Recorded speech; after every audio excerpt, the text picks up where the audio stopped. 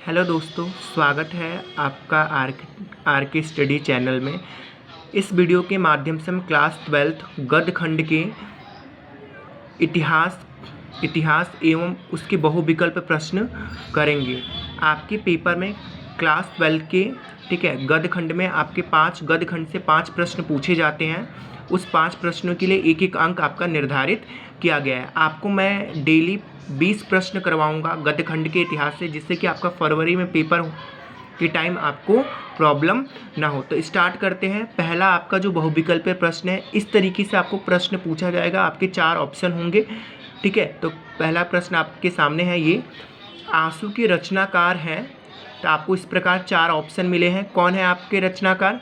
जयशंकर प्रसाद हैं, डॉक्टर राम कुमार वर्मा है, महादेवी वर्मा है या सुमित्रानंद पंत है। इसके जो राइट आंसर है वो कौन सा है? आपका जयशंकर प्रसाद है। आप ये देख सकते हैं 2019 के पेपर में ये आया हुआ है। नेक्स्ट आपका है पल्लव में चित्रण किया गया है। पल्लव एक रचना है जो कि सुमित्रानंद पंत की है। ठीक है, उसमें किस चीज़ की चित्रण की गई? तो उसमें प्रेम, प्राकृतिक एवं सौंदर्य का चित्रण किया गया है। आपको मैं बताते चलो, पल्लव किसकी रचना है? मैंने बताया आपको सुमित्रानंद पंत है, जो कि छायावादी के प्रवर्तक लेखकों में से एक माना जाते हैं। ठीक है, उसके बाद इन्होंने क्या किया है? सुमित्रानंद का पंत का नाम जहाँ भी आप देखोगे तो वहाँ पर प्राकृतिक और उनकी रचनाओं में प्राकृतिक का विशेष वर्णन किया गया। उनको प्राकृतिक का सुकुमार भी कहा जाता है। ठीक है, नेक्स्ट क्वेश्चन देखते हैं। नीर का निर्माण फिर रचना की विधा है, किसकी है? कौन सी विधा है ये? तो ये है आत्मकथा है। नीर का निर्माण किसने लिखा है? हरिवंश राय बच्चन की है। ठीक है, पृथ्वी पुत्र के रचनाकार है। कौन है? हरिशंकर परसाई है, डॉक्टर वासुदेव शरण अग्रवाल है, मोहन राकेश है या हरिवंश राय बच्चन है। तो इसका करेक्ट आंसर कौन सा है बच्चा? ये है वासुदेव शरण अग्रवाल है। छायावाद उत्तर काल की पत्रिका है। सरस्वती है, प्रताप है, विशाल भारत है, ये कादम्बनी है। तो इन चारों में से कौन सी है? तो ये है आपका छायावाद उत्तर काल की पत्रिका है, कादम्बनी है। अब हमारा जो छठा क्वेश्चन है, देखिए जितने भी प्रश्न हैं वो सन में आए हुए हैं, 2019 के सन में आए हैं। ठीक है, तो जो भी आपको मैं प्रश्न करवाऊंगा वो बहुत महत्वपूर्ण होंगे। आप इसको कॉपी में भी नोट कर सकते हैं या फिर इस वीडियो को आप वॉच करके भी अच्छी तरीके से देख सकते हैं या डाउनलोड कर सकते हैं। फिर आप पेपर के टाइम पर आप इसको पढ़ सकते हैं। जो छठा क्वेश्चन है, भारतेंदु युगीन लेखक है। पंडित प्रताप नारायण मिश्र है, आचार्य रामचंद्र शुक्ल है, डॉक्टर नागेंद्र है या श्याम सुंदर दास है। तो ये कौन से इन चारों में से कौन सा करेक्ट आंसर है? तो वो है करेक्ट आंसर है पंडित प्रताप नारायण मिश्र है। लोकायतन के रचनाकार हैं सुमित्रानंद पंत है, जयशंकर प्रसाद है, रामधारी सिंह दिनकर है या फिर महादेवी वर्मा है। तो इसके रचनाकार कौन है? आप कौन बताएगा इसमें से कौन है? ये है सुमित्रानंद पंत है।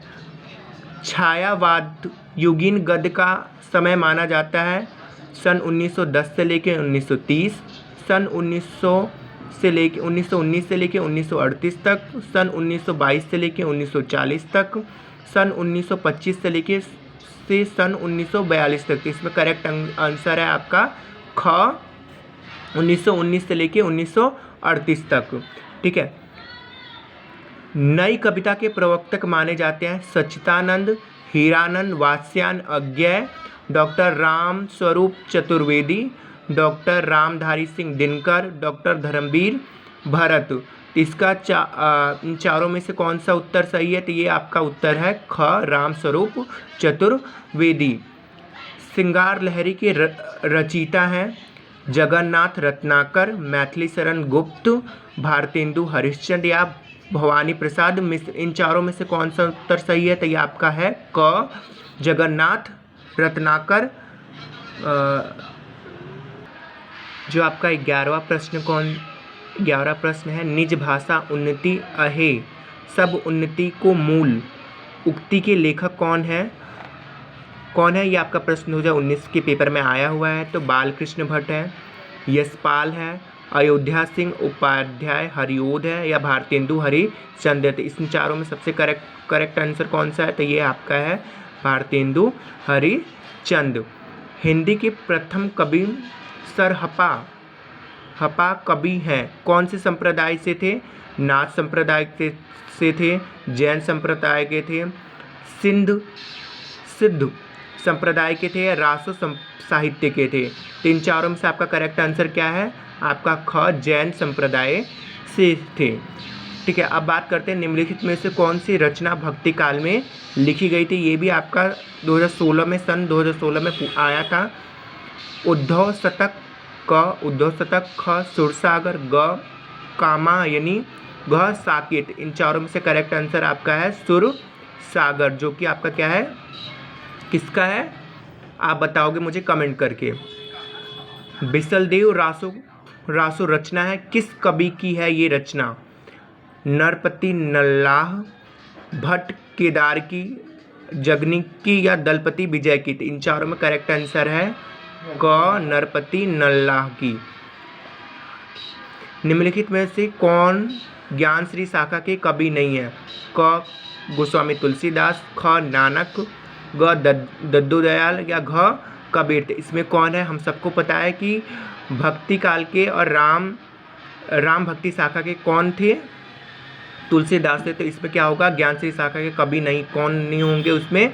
गोस्वामी तुलसीदास। अब 16वां आपका है, उद्धव शतक किस काल की रचना है? ख आधुनिक, ग भक्ति काल, ग आदिकाल, या घ रीतिकाल। इन चारों में करेक्ट आंसर है आपका आदिकाल। छायावादी की मुख्य विशेषता है प्रकृति का मानवीकरण, युद्धों का वर्णन, यथार्थ चित्रण, या भक्ति की प्रधानता। तो आपका इन चारों में से करेक्ट आंसर है क प्रकृति का मानवीकरण। जहाँ छायावादी युग की बात करिए तो वहाँ पर प्रकृति की जरूर बातें की जाएगी। आपको आंख बंद करके वहाँ पर प्रकृति का मानवीकरण पर आपको टिक कर देना है। दीपशिखा का रचयिता कौन है? सूर्यकांत त्रिपाठी निराला, ख महादेवी वर्मा, ग सुभद्रा कुमारी चौहान, घ मैथिली शरण गुप्त। आपको एक बात बता दूं, ठीक है, सुभद्रा कुमारी चौहान का नाम आया है तो मैं आपको बता दूं, वीर रस की एकमात्र कवित्री जो है वो सुभद्रा कुमारी चौहान है। ठीक है, तो आपसे अगर प्रश्न पूछ लिया जाता है पेपर में कि वीर रस की एकमात्र कवित्री कौन है, तो सुभद्रा कुमारी सिंह चौहान है। ठीक है, इसमें हल्की सिंह नहीं दे रखा है, चौहान दे रखा है। ठीक है, तो इसका करेक्ट आंसर क्या है? ख महादेवी वर्मा है। सुमित्रानंद पंत की रचना है उर्वशी, पल्लव, परिमल, या कामायनी। तो इसका इन चारों में करेक्ट आंसर कौन सा है आपका? पल्लव है। चितंबरा पर ज्ञानपीठ पुरस्कार प्राप्त हुआ है मैथिली शरण गुप्त को, सुमित्रानंद पंत को, अयोध्या सिंह उपाध्याय को, रामधारी सिंह दिनकर को।